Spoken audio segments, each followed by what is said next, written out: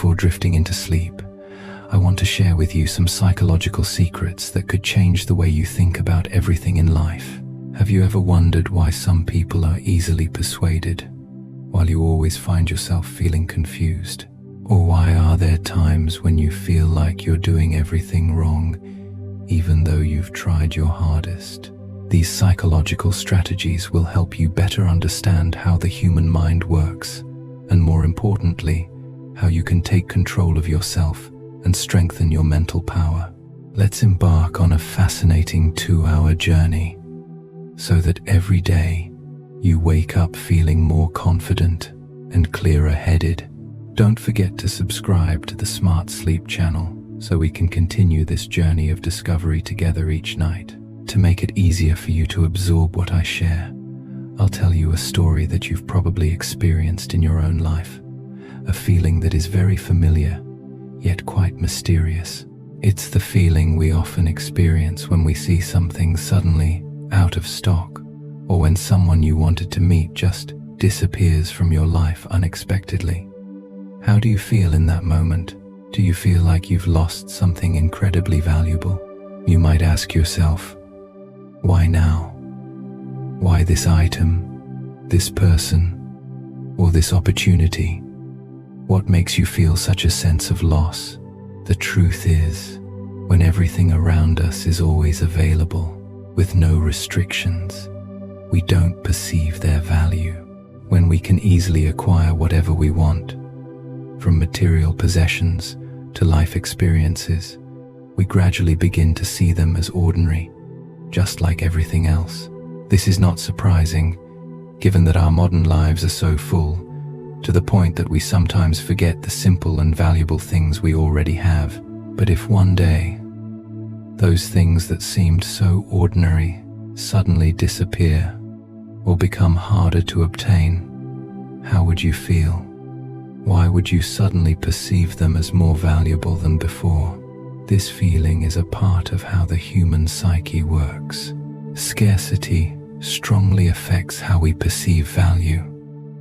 When something becomes rare, even though it hasn't changed at all, how we evaluate and view it changes completely. It's a shift in how we perceive things, in our emotions when we face the absence of something. When everything is available, we tend to overlook it and not pay much attention. But when scarcity appears, we suddenly realize the value of those things, as if they have been elevated to a level of importance we never considered before. We can't truly appreciate something if it's always around us. Imagine a delicious meal you eat every day. At first, you'll enjoy the flavor of the dish, but gradually, as it becomes familiar, you no longer pay attention to it. However, if one day that dish is no longer part of your meal, you'll suddenly miss it, crave it, and realize how wonderful that dish truly was. This is the effect of scarcity, a psychological phenomenon we rarely recognize in our daily lives.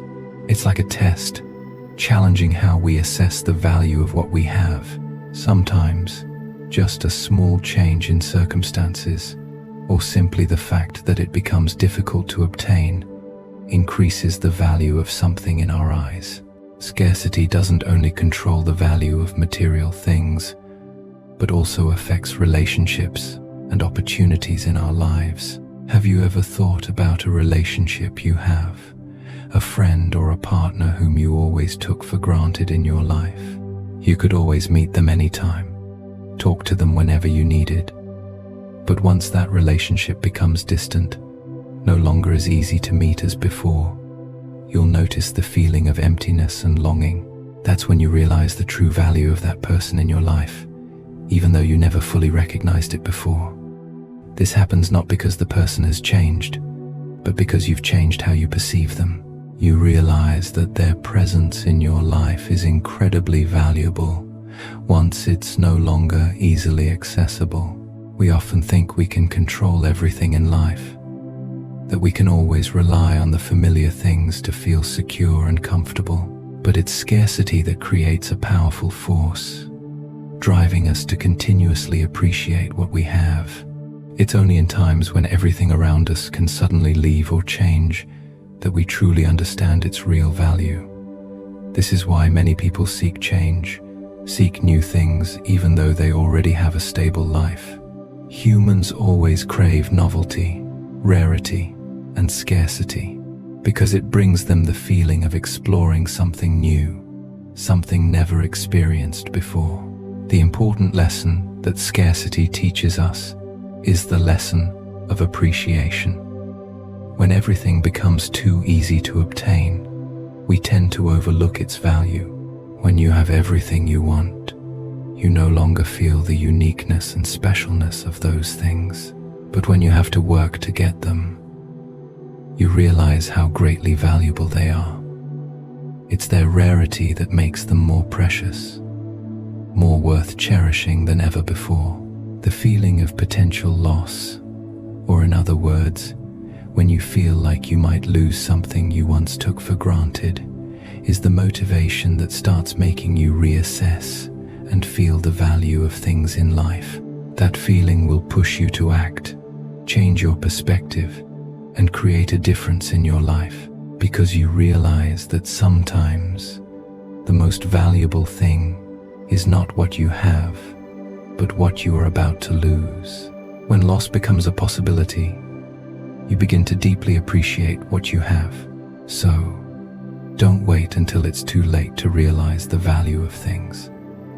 Live fully, cherish what you have now, and don't let scarcity only be a lesson learned through pain. The value of everything around you will create a meaningful life if you know how to appreciate it correctly.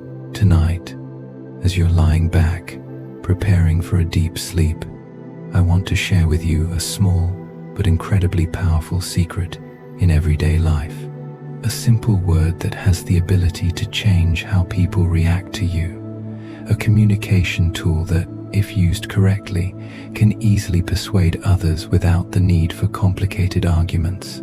Have you ever noticed that when you add the word "because" to your sentences, everything seems to become much easier? Not only in regular conversations, but sometimes it can completely change the course of a discussion, even a negotiation. The word "because" is an incredibly simple, familiar word to all of us in daily life, but it carries an invisible power that very few people notice. Think about it. When you make a request to someone and you add the word "because" right after that request, what do you think happens? How will the other person react? Do you realize that sometimes, even if the reason given might not be convincing, they still agree more easily and feel more comfortable? That's the power of the word "because." It creates a connection, a sense of familiarity, and reduces resistance in communication. When you give a reason, even if it's not that convincing, the word "because" acts like a key that opens the door to the other person's mind. It makes your request seem more reasonable and trustworthy, like a gentle explanation, not imposing, but extremely effective. If you pay attention, the word "because" is not just a tool for explaining reasons, it also creates a sense of logic and rationale. In situations where you need to ask someone to do something or persuade them about an issue, using "because" as an essential part will make the listener feel that you're giving a clear and justified reason, even if that reason might be very simple or somewhat weak. That's why the power of "because" lies in its ability to reduce resistance from the listener. When you say, "because I need help with this task," even if the reason may not be convincing, the listener will feel it's a reasonable, simple, and easy to understand reason. They'll more easily accept your request, simply because the phrase has been elevated by the word "because." A simple example you can notice in daily life is when you ask someone to help you with a task. If you simply say, "Can you help me?" this request might make the listener feel passive, pressured. But if you add the word "because," for example, "Can you help me?" because I'm having difficulty with this task, the request suddenly becomes much easier to accept. It's the word because that gives a reason for the request. And it doesn't just help persuade others, it also makes the listener feel that you're sharing a part of yourself, that you need help for a reasonable reason, not because you want them to do something for your personal gain. This feeling makes them more willing to agree, without feeling forced or uncomfortable. This is the power of the word because. It's not just a communication tool, but also a psychological strategy that helps reduce resistance from others, making your request much easier to accept. Psychological studies have shown that when a request is accompanied by a reason, even if that reason may not be convincing, the listener is more likely to agree. A famous example from a well-known study demonstrates this. In the study, a group of participants was asked to wait in line to use a photocopy machine. One group was simply asked, "Can you let me use the photocopy machine?" While the other group was asked, "Can you let me use the photocopy machine because I need it urgently?" The results showed that, even though the reason seemed simple, the second group had a much higher rate of agreement, simply because they added an understandable reason without needing to convince too deeply. The word because in the request created a connection, making the listener feel that the request was reasonable and justified. This explains why, in everyday communication, using the word because becomes such a powerful tool. You don't need to have a complex or profound reason to ask someone to do something. You simply need to give a reason gently and simply. And the word because is the key element that reduces resistance and increases the chances of your request being accepted. That's the magic of language, of how we connect with each other through simple words, which hold immense power in changing how others perceive us. So why not take advantage of the power of the word because to make your communication more effective? In a world where human connections sometimes become difficult, every word can act as a bridge between you and the other person. And in building these bridges, the word because is an essential tool. Try adding it to your everyday requests, and you'll notice a clear difference in how others respond to you. The power of because isn't just about making it easier to persuade others, but also about creating a space of communication filled with understanding and respect. When night falls and the quiet space is only filled with soft, pleasant sounds, you might realize that in this life, sometimes even small changes can make a huge difference. Sometimes, when you need to persuade someone, you might find that a small, gentle tactic can help you achieve what you want. It's a method that, if you know how to apply it, will help you easily get bigger requests from others without encountering strong resistance or rejection. Tonight, I want to share with you one of the most effective psychological tactics in communication, the foot in the door technique.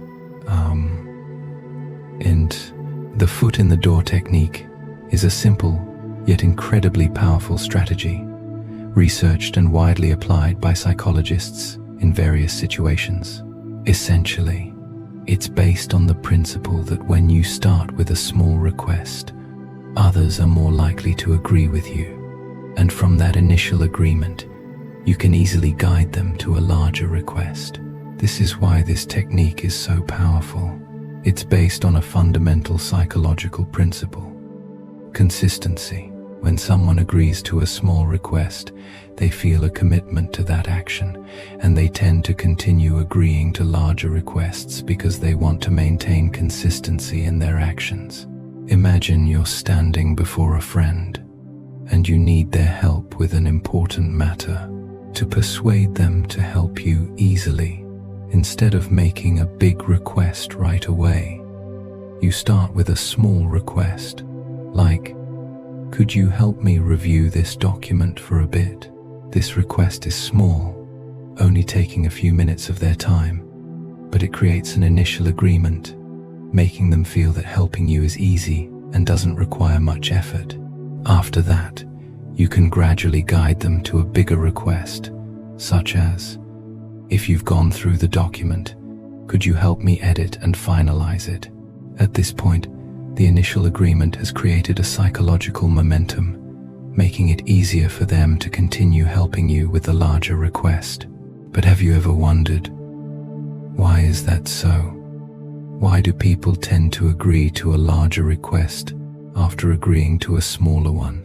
The answer lies in the fundamental principle of psychology, the principle of consistency and commitment. When someone agrees to a small request, they feel responsible for maintaining that commitment. Human psychology naturally wants to act consistently with what they've already expressed, and continuing to agree with a larger request helps them maintain this consistency. They'll feel that if they've helped you with something small, then agreeing to help with a bigger request is a natural and reasonable step. But what happens if you apply this technique cleverly and subtly?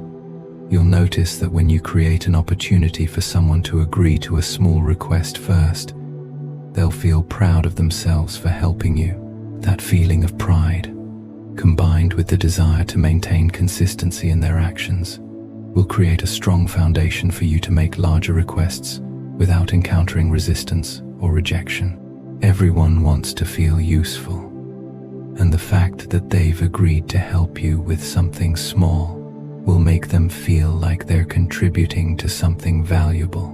This feeling will drive them to agree to bigger requests afterward. A simple example you can see in daily life is when you ask someone to help you gently. Imagine you need a friend to help you clean your house. If you start with a small request like, could you help me take the trash bins out? A very small and easy task. After they agree, you can gradually make bigger requests, such as, since you've helped me with the trash, could you help me sweep and organize things in the house? Starting with a small request creates a sense that the friend has already committed to helping you, and they're more likely to continue helping with bigger requests because their action has become part of their consistency. This is why foot in the door works so well. We, as humans, naturally want to maintain consistency in our actions and words. When a small request is agreed to, that agreement creates an invisible link, making it easier for people to say yes to bigger requests afterward. This doesn't just apply in personal communication situations, but is also very useful in negotiations or bargaining. When you can create initial agreement with a small request, you'll find it much easier to achieve your larger goal without facing rejection or obstacles. However, to use this technique effectively, you need to understand it and apply it subtly. You can't start with a large request right away, because it will make the other person feel pressured or uncomfortable. You need to start with a small, easy to agree to request, and from there, gradually create consensus. This is the art of communication, the art of building relationships and creating understanding in every word, every request. When you master this, you'll notice that everything around you becomes much easier, not just in work, but also in personal relationships.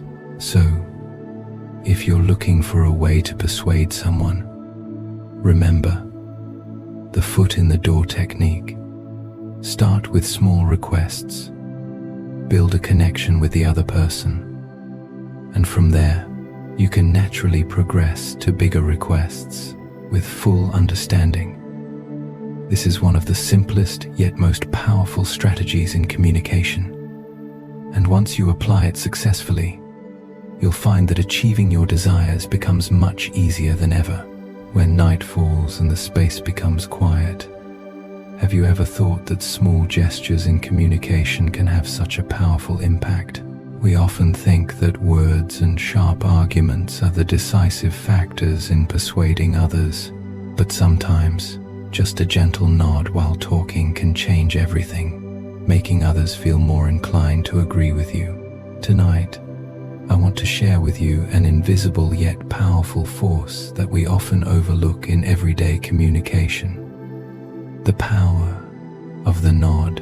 Imagine you're having a conversation with someone and you gently nod when they say something. This may seem very simple, but perhaps you haven't realized that this small action actually holds a tremendous potential in building consensus, and it can help you persuade others without having to use too many words.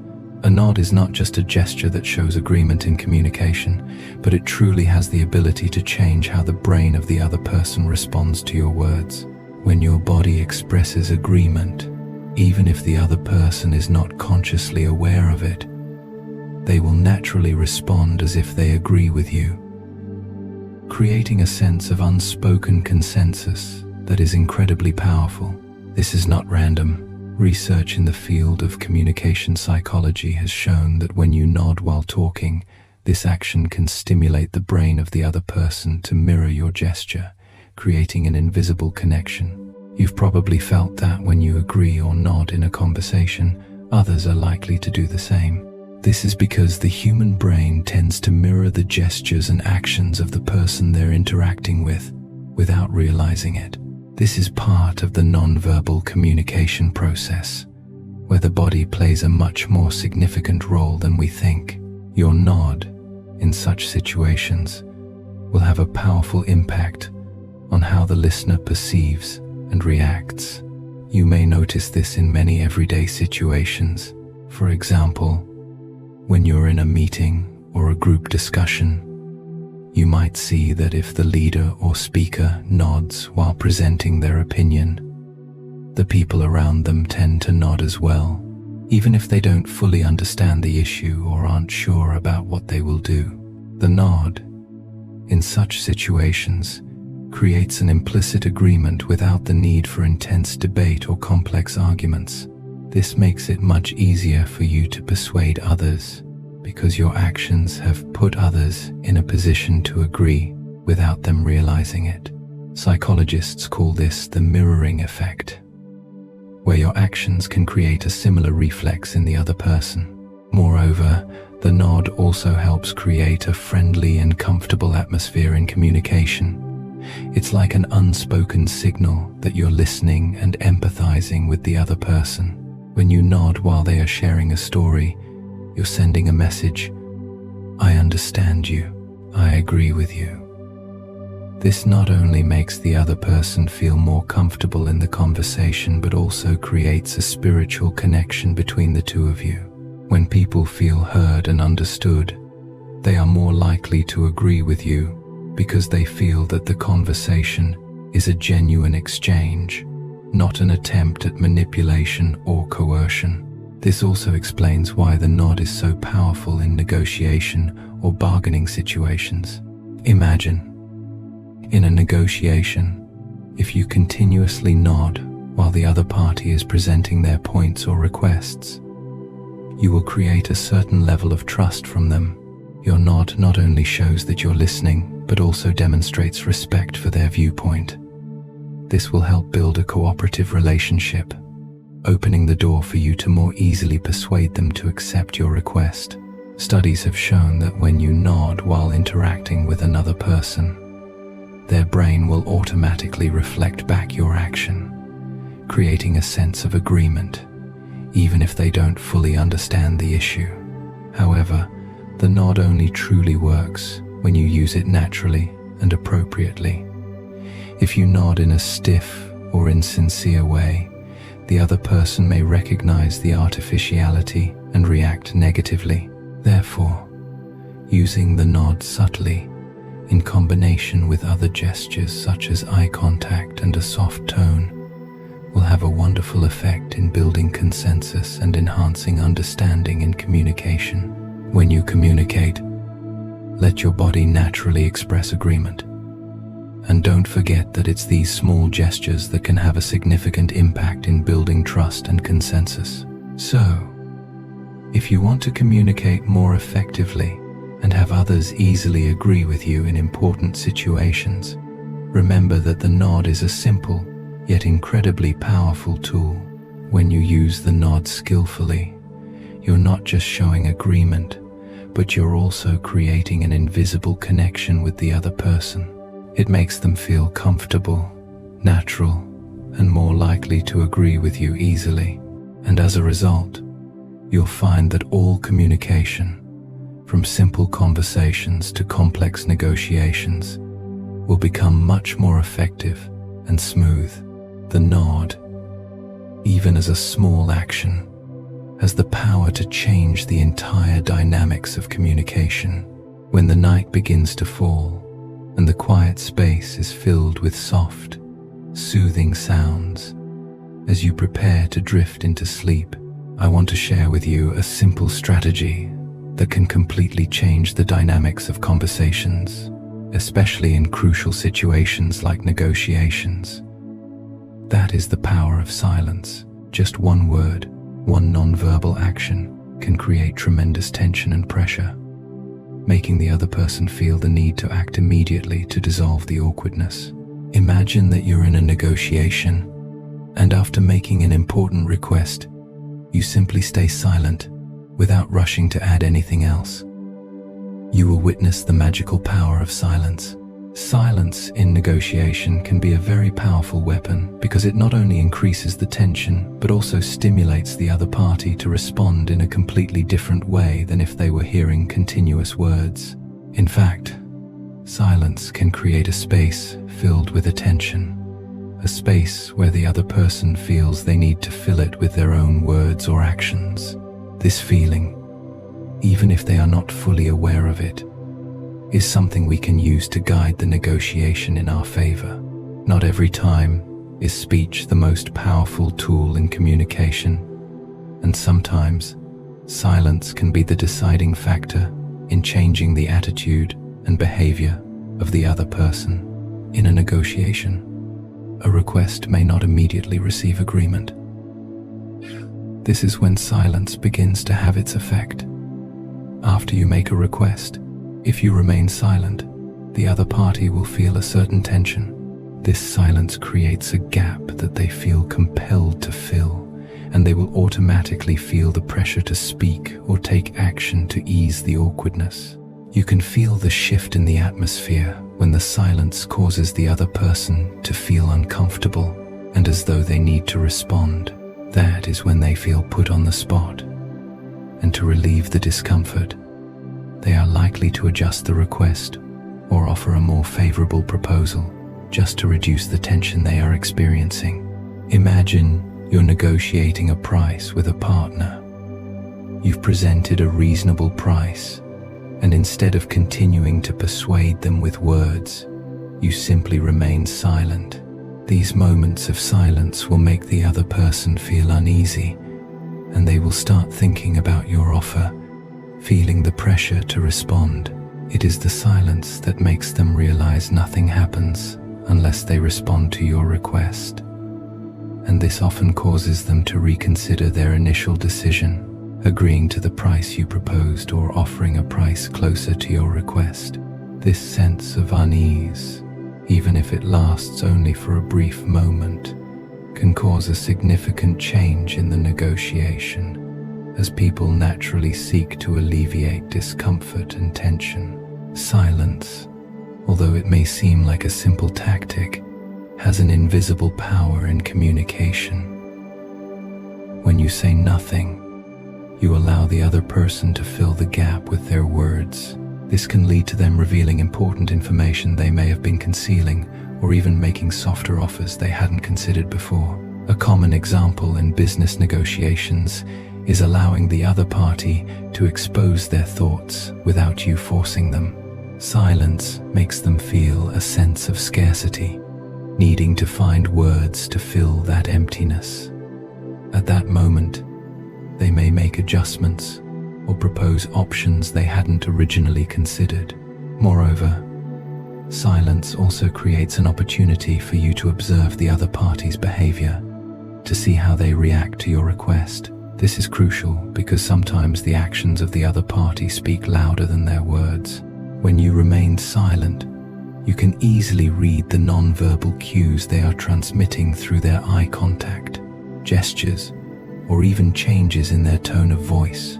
These signals will help you adjust your strategy based on the unconscious cues the other person reveals under tension. And sometimes, silence is the moment you gather crucial information without having to ask directly. One of the reasons silence is so powerful in negotiation is because it goes against what we typically do in communication. Normally, when we feel anxious or unsure, we tend to talk more to fill the space and alleviate the unease. But in negotiations, especially when you remain silent after making a request, you create a space that seems to be controlled and calm. The other party will perceive your confidence and feel that you don't need to say more to persuade them. This actually makes them feel like they need to act, because they realize you're not in a hurry. You're simply waiting for a response, a decision from them. That silence can also be a reminder that not every time do you need to speak to get what you want. Sometimes, silence creates a respectful space where both parties can think and make decisions without feeling pressured. When you give the other person time to respond, you're not only respecting their thoughts but also showing them that you're willing to wait for them to make the right decision. This will increase the likelihood of you getting better results, as this respect creates empathy and goodwill from the other party. The technique of silence is a crucial part of the art of negotiation because it is not just a tool for applying pressure, but also a way to build trust and respect in communication. When you know how to use silence effectively, you'll realize that not only in negotiations but in all communication situations, silence can sometimes be the best answer, bringing you results that words cannot achieve. If used correctly, silence will help you control the situation, create the necessary tension, and ultimately help you achieve what you want. As the night falls, the quiet space, like a gentle painting, and thoughts quietly flow like a stream. While you prepare to drift into sleep, I want to share with you a communication strategy that we don't always realize, but which holds great power in persuading others. The ladder yes technique. Imagine you're standing at an important crossroads, and you need to persuade someone to agree with you on a big issue. You may think of sharp arguments, strong points to convince them, but in reality, sometimes what you need is a simple yet incredibly effective strategy. Start with small, easy-to-agree questions, and gradually lead them to agreeing with a bigger request. The ladder yes technique is a communication strategy based on a simple but powerful psychological principle. When you ask a series of questions that the other person can easily agree with, you are creating a psychological sequence that strengthens the consensus. This means you begin with small questions that are easy for the other party to agree with, as a stepping stone, so that later they will more easily agree with the larger requests you make. This is the power of building a chain of agreements, a ladder that gradually leads to your main goal, without making the other party feel pressured or uncomfortable. The beauty of this strategy lies in its subtlety, where you lead the other person step by step without them realizing it. Have you ever noticed that when you ask someone a simple, easy-to-answer question, such as, "Do you care about your health?" they will easily agree without much thought? The answer will likely be, "Yes," right? That is the first step in the ladder of agreement. Such a small agreement may seem insignificant, but in fact, it creates an invisible momentum, a consensus in the other person's mind. Once you've received a small agreement, you can use it as a stepping stone to lead them to bigger questions, more important requests that you want them to agree with.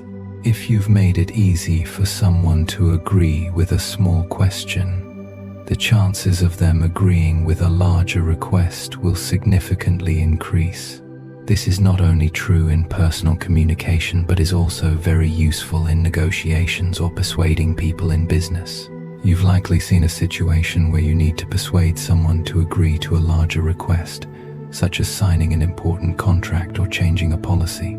Instead of starting with the main request right away, you can start with a series of smaller questions that they can easily agree with. For example, you could ask, "Do you think improving the workflow is important?"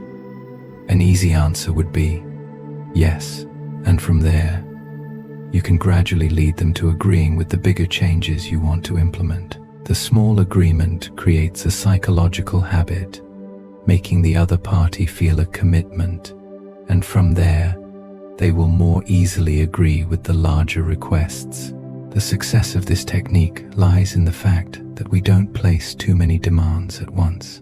A large request right away can make the other party feel pressured or confused, and thus, they might refuse or feel uncomfortable.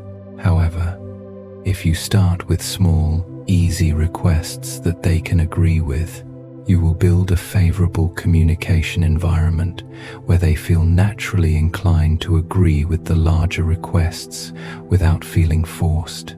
These small agreements are like bricks. When you place them together, they form a strong wall that helps you achieve your final goal. This can easily be seen in many everyday situations. Have you ever noticed that when you start a conversation with someone by asking simple questions, they seem to feel more comfortable and open up more easily? Questions like, "Do you like watching movies?" or "Do you exercise regularly?"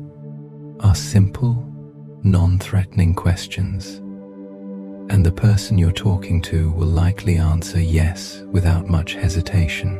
And it's these small answers that lay a solid foundation for the next questions, even the bigger requests you may want them to agree to. You've probably noticed that in persuasion, one of the key elements is creating consensus in the mind of the other person. When they've agreed to small questions, they feel that agreeing to larger requests is a logical and natural action. Human psychology tends to maintain consistency in actions, which is why when you create a series of agreements, they'll feel a sense of commitment, making it easier for them to agree to the bigger requests you make later. In work or negotiations, using the ladder yes technique will help you build a better relationship with your partner. You won't just be asking them to do a specific task, but will lead them to agree naturally and easily. Starting with simple, easy-to-agree questions creates a comfortable communication space, while also building trust and understanding between the two parties. This not only makes the other person feel more at ease, but also makes them see that your requests are reasonable and trustworthy. A simple example could be when you want to persuade a friend to help you with something. You don't need to immediately ask them to spend the whole day helping you. Instead, you could start with a question like, "Can you spare 10 minutes to help me with this?" This question is very easy for them to say yes to. After they agree, you can follow up with a larger request, such as, "Thank you so much. Can you help me for another hour to finish this task?"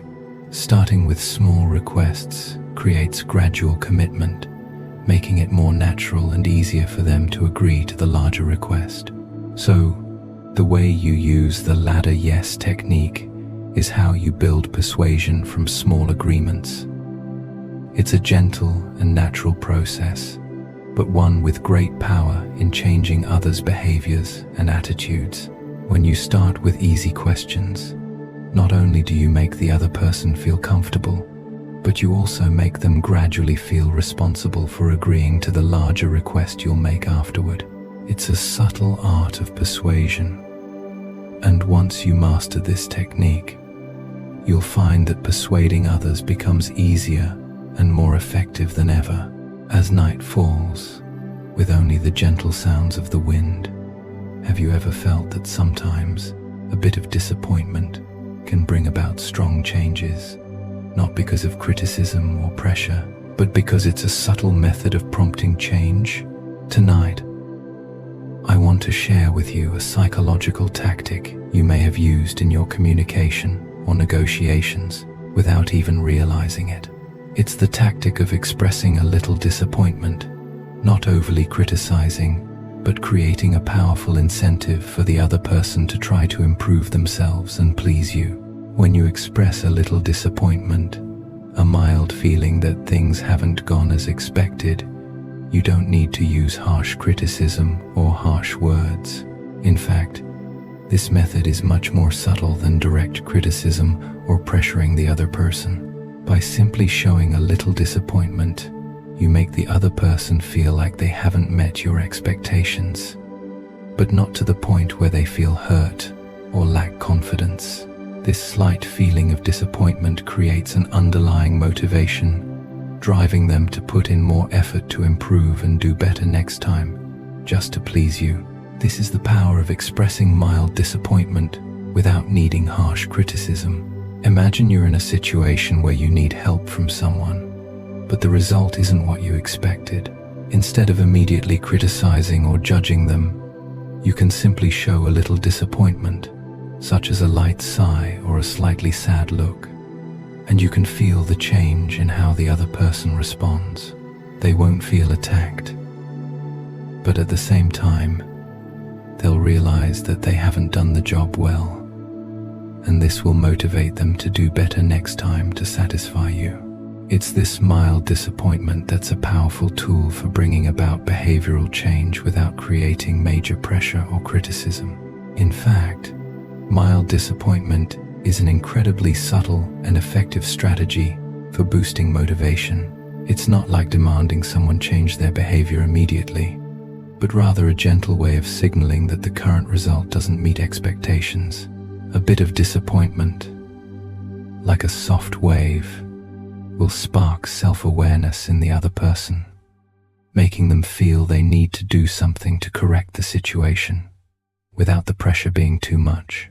When we express disappointment gently, instead of harsh criticism, others will feel responsible and motivated to prove they can do better.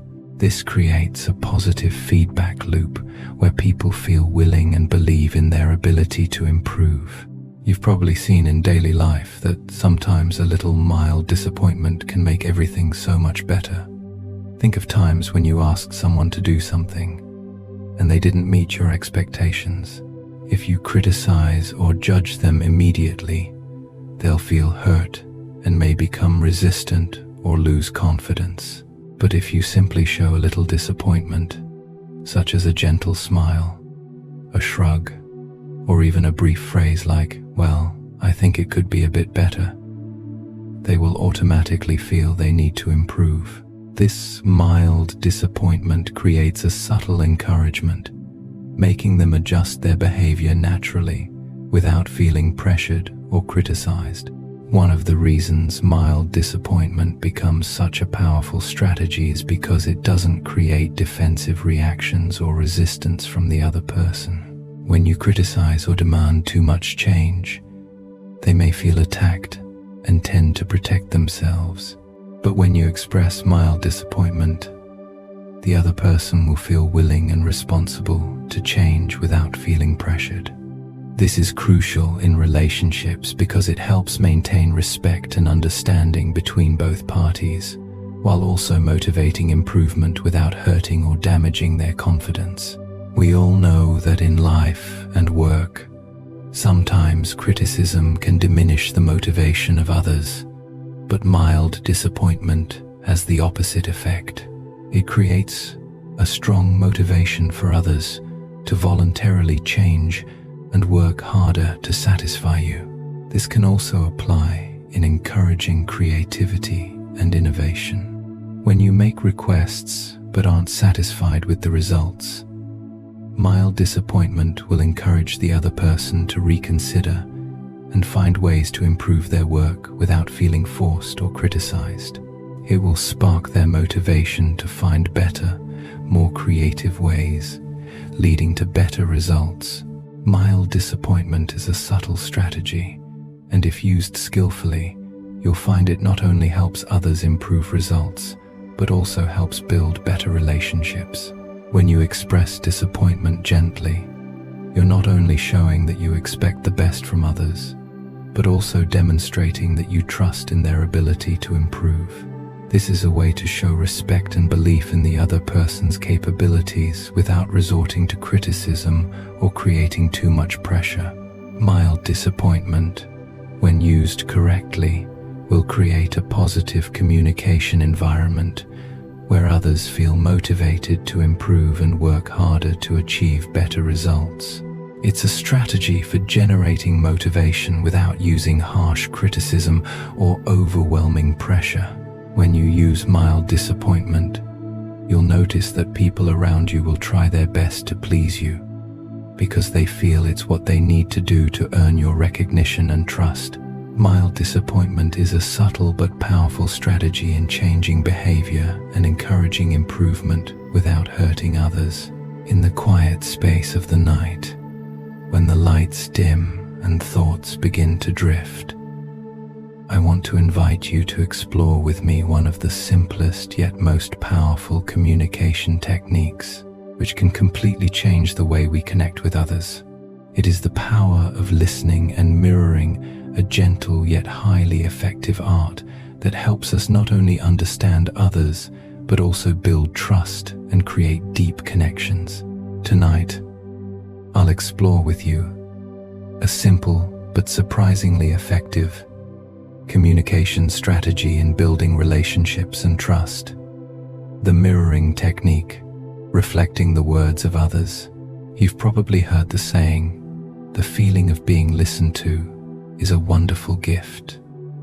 In fact, when you sincerely listen to someone and reflect what they say, you not only show concern, but also create an invisible connection that helps them feel understood and respected. In conversations, especially in negotiations or persuasion, one of the most important things is to make the other person feel that they are being heard and understood correctly. And one of the most effective ways to do that is to reflect their words gently and subtly. The mirroring technique can be simply understood as when you repeat part or all of what the other person has said in a gentle and natural way. This may seem very simple, but its effect is immense. When you mirror what the other person just said, you're not just showing that you're listening, you're also making them feel understood. This creates a fast and effective connection because everyone wants to feel that they are understood, that their words and emotions are acknowledged and respected. In negotiations or persuasion, the mirroring technique becomes an incredibly useful tool. It helps you build consensus gently, without imposing or over-persuading. When you repeat part of the other person's words, you're showing that you understand them and you're not rushing to make a decision. Rather, you're seeking a reasonable solution together. This helps reduce tension and creates a cooperative atmosphere instead of confrontation. When people feel understood and respected, they are more likely to share more and naturally agree with your requests or proposals. To easily recognize the power of mirroring, think of a situation where you feel stressed or misunderstood in a conversation. Do you feel frustrated? Do you feel the need to explain more? However, if the other person can listen to you sincerely and mirror what you say, you'll feel much more relieved. This not only helps you feel respected, but also makes you feel more connected to them. Feeling understood is one of the most important factors in any relationship, and mirroring is a simple yet powerful way to create that feeling. It's also for this reason that the mirroring technique becomes a powerful strategy in building trust and connection in any relationship, whether it's friendship, love, or work. When you mirror the other person's words, you're not just conveying your understanding, but also creating a safe space for them to express their emotions and thoughts. This creates a relationship of empathy and collaboration, where everyone feels heard and understood. However, the mirroring technique doesn't stop at repeating words. In fact, you can mirror through body language, eye contact, or how you listen. When the other person sees that you're genuinely paying attention and empathizing, they'll feel a stronger connection.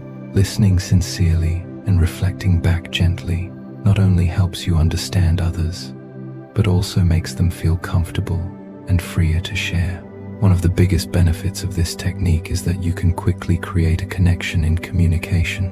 When you mirror what others say, you're not only making them feel understood, but also creating an open and natural communication space. This is important in building long-lasting relationships, because when you understand and respect others, they will also feel respected and will respond to you with similar understanding and respect. Finally, when you use the mirroring technique skillfully and naturally, you'll notice that all communication becomes easier and more effective. You not only build trust and empathy, but also open a path for others to feel comfortable sharing and collaborating with you. Mirroring is the key to building a strong connection, and once you master this technique, you'll find that every relationship, from work to personal, will become better. You may close your eyes now to let your thoughts fade like mist. If your mind still wants to wander, let it continue its journey to the next video, where we dive deeper into the mysteries of the soul. Or if your body is tired, let the sound gently lull you into sleep. No need to try hard, just breathe. And remember, everything you're seeking is already within you.